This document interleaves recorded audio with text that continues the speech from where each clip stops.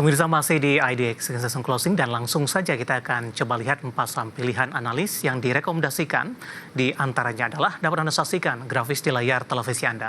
Perbankan big cap ada BMRI pemirsa direkomendasikan buy, supportnya di 5.600, resistennya hingga ke 6.500 ini. Kemudian yang kedua dari energi ada Adaro, juga direkomendasikan buy 2.200 hingga ke 2.800. BRPT juga direkomendasikan buy, supportnya di 900, resistennya hingga ke 1100. Kemudian yang terakhir dari infrastruktur telekomunikasi, ada XL juga direkomendasikan buy, 2.150 dan 2.650. 4 saham pilihan analis dan lagi-lagi keputusan investasi tetap ada di tangan pemirsa IDX Channel. Pak Yosep, kita lanjutkan kembali Pak, 4 saham pilihan yang Anda rekomendasikan. Tadi kita mau ulas BMRI, tapi ditahan dulu nih Pak. Nah ini baru di sesi saham pilihan, Anda memasukkan BMRI sebagai salah satu pilihan utama ini untuk saham pilihan yang pertama. Analisisnya untuk BMRI, Pak Yosep. Untuk BMRI, seperti tadi disampaikan, yang kalaupun misalnya dalam 2 hari terakhir ini tercatat ada inflow di saham-saham perbankan, tapi yang kalau misalnya kita hitung sejak awal minggu yang tercatat net buy untuk sektor perbankan, terutama yang big caps, itu cuma Bank Mandiri. Dan kalau misalnya dilihat dari kepemilikan dari investor retail dan kepemilikan dari para fund manager, sebenarnya kepemilikan dari para fund manager tuh lebih banyak kalau misalnya untuk secara porsi ya, itu lebih banyak di Bank Mandiri. That's why menurut saya pilihan yang lebih aman untuk kondisi sekarang itu adalah Bank Mandiri ketimbang 3 perbankan big caps lainnya. That's why menurut saya rekomendasi paling oke untuk memanfaatkan recovery dari ISG ini adalah Bank Mandiri. Oh baik, buy di level berapa Pak direkomendasikan? Kalau untuk level buy-nya itu di 5.700 atau misal di level penutupan hari ini, itu menurut saya udah cukup oke lah untuk kita cicil masuk Bank Mandiri. Seperti apa Anda melihat secara teknikal kemajuan dari BMRI yang sebelumnya cukup lama sudah tidak menyentuh ke 6.200-an, Pak Yosep, hari ini intraday-nya tepat di 6.200? Kalau untuk Bank Mandiri, ya sebenarnya saya melihat dari inflow dari investor asingnya sih. Kalau misalnya ngelihat investor asingnya, saya cukup optimis di antara 3 perbankan BUMN yang lain. Menurut saya Bank Mandiri yang sepertinya investor asing lebih percaya lah untuk kondisi seperti sekarang. Jadi untuk Bank Mandiri sih saya cukup optimis bisa lebih baik kondisinya. Kita bergeser ke samping kedua Pak, dari pertambangan batubara ada Adaro. Anda juga rekomendasikan buy, analisis dan pertimbangan. Direkomendasikannya Adaro ke dalam salah satu saham pilihan Pak Yosep. Ya, kalau untuk Adaro sendiri ini menurut saya opsi yang lebih murah. Mungkin kalau misalnya dibilang apakah kontribusi sektor batubara ke Adaro tuh ya sebenarnya masih ada, karena 15% dari saham ADI itu masih dimiliki sama Adaro. Jadi kontribusi bisnis batubara tuh masih terasa lah untuk Adaro. Cuman kalau misalnya dibilang sektor renewable energy di Indonesia, apalagi ya Brent, Pegeo sama Adaro yang paling dekat. Jadi opsi yang menurut saya paling murah di kondisi sekarang ini untuk renewable energy, untuk bermain di pasar yang sama dengan Brent, ya Adaro. Kayak gitu. Jadi kalau untuk Adaro sih menurut saya level harga sekarang ini tuh udah cukup murah. Jadi di support di 2.200 dan target di 2.800 mungkin atau di 2.700, itu menurut saya achievable untuk Adaro. Baik, dari Adaro kita bergeser ke saham pilihan yang ketiga, pemirsa, ada BRPT. Dan kebetulan Pak Yosep, ada pertanyaan masuk di WhatsApp interaktif kami menanyakan saham BRPT juga. Kita akan langsung jawab saja. Bapak Samekto dari Surabaya, BRPT apakah melanjutkan uptrend, support dan resistennya? Entry di harga berapa? Silakan Pak, teknikalnya untuk BRPT. Kalau untuk BRPT ini dari tanggal 23 Desember itu saat pullback-nya BRPT itu naik lagi, itu terlihat ada akumulasi yang cukup besar. Dan kalau misalnya kita ngelihat kondisi sekarang ini dalam 3 hari terakhir, BRPT kalau bahas dari support dan resisten, ini lagi ada di support nih.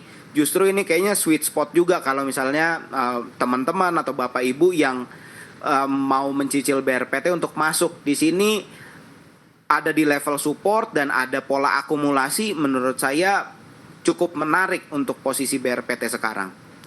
Bisa diulang kembali Pak, level buy-nya di berapa untuk BRPT?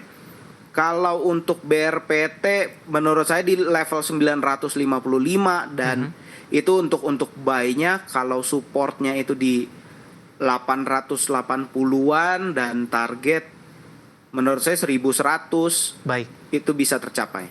Ya, sambil yang ketiga dan sekaligus tadi menjawab pertanyaan Bapak Samekto dari Surabaya untuk BRPT, dan lagi-lagi keputusan investasi tetap ada di tangan pemirsa IDX Channel. Kita beralih ke sampilan selanjutnya Pak, dari infrastruktur telekomunikasi ada XL. Anda juga rekomendasikan buy, analisisnya. Untuk Excel sendiri ini sebenarnya ada aksi korporasi juga. Ini kan mereka akan merger dan Excel menjadi saham yang bertahan nih di bursa. Friend itu akan, saya belum tahu nih rencananya akan delisting atau seperti apa. Cuman yang akan bertahan itu adalah Excel, dan semenjak rumor itu beredar di bursa ini kita bisa kelihatan lah muncul akumulasi yang cukup besar di saham Excel, dan ini akan bergabung dengan grup konglomerasi Sinarmas. Jadi ini akan jadi satu emiten yang cukup menarik menurut saya di tahun 2025 ini. Jadi sebelumnya cuman perusahaan asing aja, sekarang udah masuk grup konglomerasi lokal. Jadi akan lebih menarik lah menurut saya untuk Excel. Jadi kalau untuk supportnya itu di 2100, itu bisa dijadikan support 2100 dan targetnya itu mungkin ke 2400, itu menurut saya bisa tercapai lah untuk Excel. Baik, keempat pilihan yang direkomendasikan ada BMRI, Adaro, BRPT, dan XL, dan lagi-lagi keputusan investasi tetap ada di tangan pemirsa IDX Channel.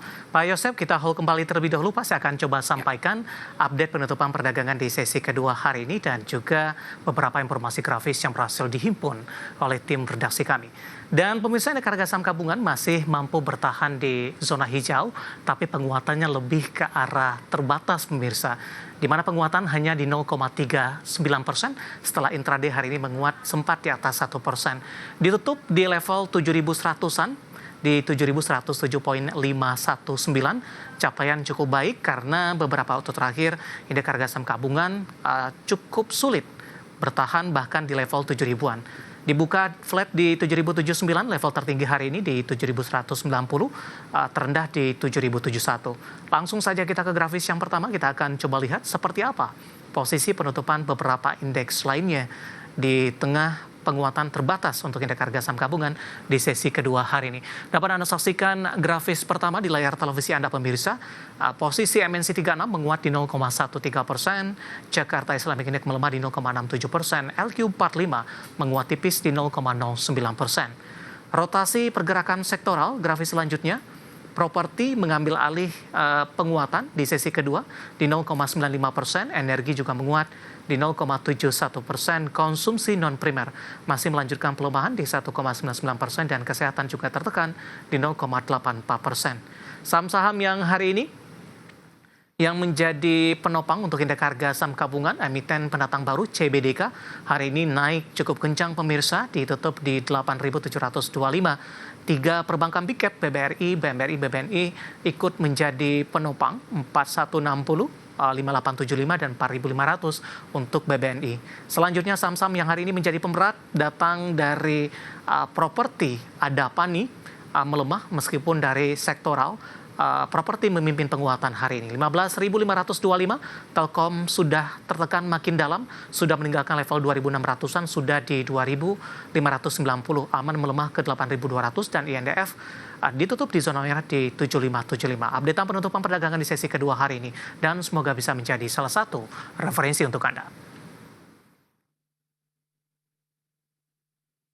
Kita masih punya satu segmen lagi, tetaplah bersama kami karena setelah ini kita akan coba bahas beberapa pertanyaan masuk di WhatsApp interaktif kami.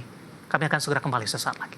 Terima kasih untuk yang masih bergabung bersama dengan kami, Pak Yosep. Kita lanjutkan kembali, Pak Yosep. Waktu kita cukup terbatas, Pak. Ternyata pertanyaan cukup banyak yang masuk hari ini. Bapak Jason dari Jakarta menanyakan Telkom, Pak. Ada peluang ke 2.900 atau ke 3.000 tidak, Pak? Hari ini Telkom masih melanjutkan pelemahan, bahkan sudah di 2.500-an, Pak Yosep.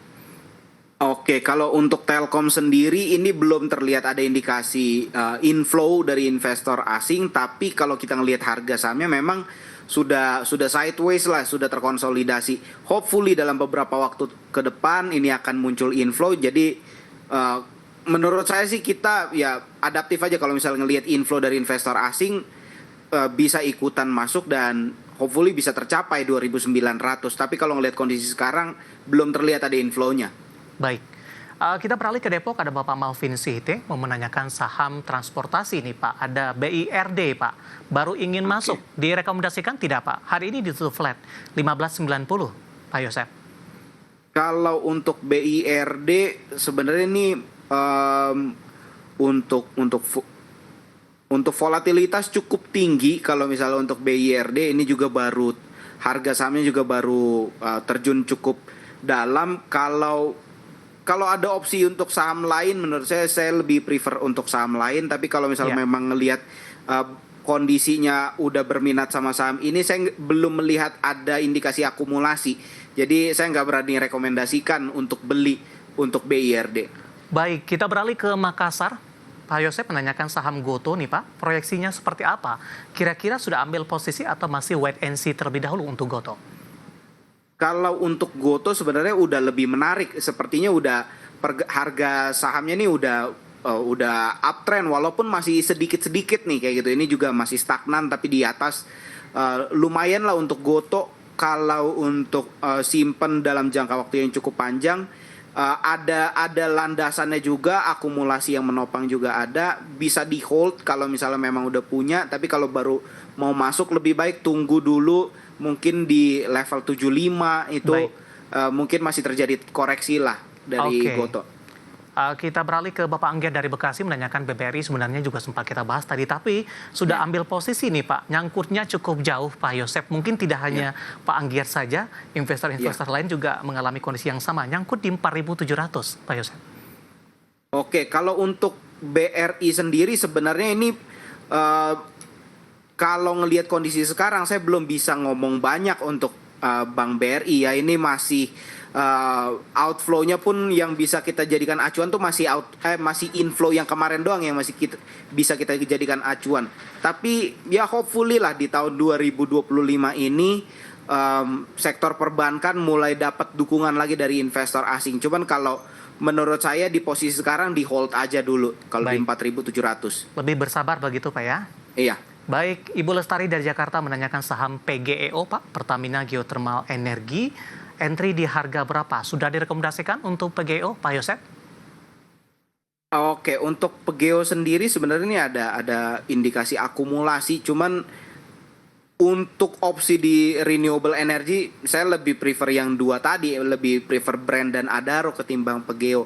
Tapi kalau misalnya memang PGEO lebih diminati, harga sekarang ini udah cukup murah, udah cukup rendah di 935 menurut saya itu udah cukup rendah dengan support di 800. Ya. Itu supportnya lah ya, target menurut saya di 1000 itu bisa tercapai untuk PGEO. Selanjutnya tidak menyebutkan nama dan lokasi Pak Yosep dari konstruksi ini ada Wika nyangkut di 400 Pak. Analisis dan rekomendasinya averaging down atau di hold saja dengan range posisi entry dan posisi sekarang sudah cukup lebar ini Pak Yosep. 400. Ya. Oke. Menurut saya jangan average down dulu, belum ada pola akumulasi yang bisa dijadikan acuan untuk kita bisa masuk lagi di saham ini. Menurut saya di hold aja dulu. Kalaupun memang punya dalam jumlah besar, menurut saya dipotong sedikit-sedikit itu mungkin akan lebih aman lah buat kita. Baik, kita bergeser ke Berau, Kalimantan Timur. Ada Bapak Budi Utomo menanyakan SMRA Pak, direkomendasikan untuk entry atau belum Pak Yosep? Untuk SMRA belum, ini distribusi besar-besaran juga dalam beberapa waktu terakhir. Ini justru kalau melihat posisinya seperti ini, saya menghindari lah untuk SMRA. Belum direkomendasikan Pak Belum Wasis direkomendasi Budi untuk beli. Utomo dari Berau ini. Ibu Susi dari Bandung menanyakan MAPA, Pak. Untuk MAPA, Ya. sebentar. Untuk MAPA, wah ini baru turun dalam seperti ini. 9%. Iya, saya juga nggak berani rekomendasikan untuk MAPA di posisi seperti ini, dan beberapa waktu terakhir pun justru yang terlihat distribusi cukup besar. Ya. Jadi saya nggak berani rekomendasikan beli kalau untuk MAPA. Baik, Bapak Wijang dari Riau, setia dengan saham autonya Pak, sudah pegang di 2.300. Update-nya seperti apa? Untuk auto Ya. di 2000 berapa? 300 Pak nyangkutnya. Oke. 2.300. Sebenarnya kalau misalnya untuk auto sendiri di hold aja dulu. Ini memang terlihat ada distribusi, cuman nggak terlalu besar. Jadi kita masih bisa berharap rebound untuk auto bisa balik lah untuk posisi sekarang. Belum terlihat ada akumulasi, tapi distribusinya pun kecil. Oke, analisis dan rekomendasi untuk auto Bapak Wijang dari Riau. Tampaknya sekaligus mengakhiri kebersamaan kita untuk kali ini, pemirsa. Sebenarnya masih ada beberapa pertanyaan lainnya, dan kami mohon maaf dan silakan bergabung bersama kami kembali di waktu dan di program sama di perdagangan hari selanjutnya. Pak Yosep, terima kasih juga sudah bergabung. Sehat selalu Pak. Sehat selalu Mas David. Thank Baik, you. ada Bapak Yosep Gabetua, founder of Namora Fund. Dan pemirsa jangan lupa saksikan program Prime Market Hale yang akan tayang pada pukul 20 waktu Indonesia Barat. Karena urusan masa depan harus terdepan. Aku investor saham. Saya David San Oval pamit undur diri. Sampai berjumpa kembali.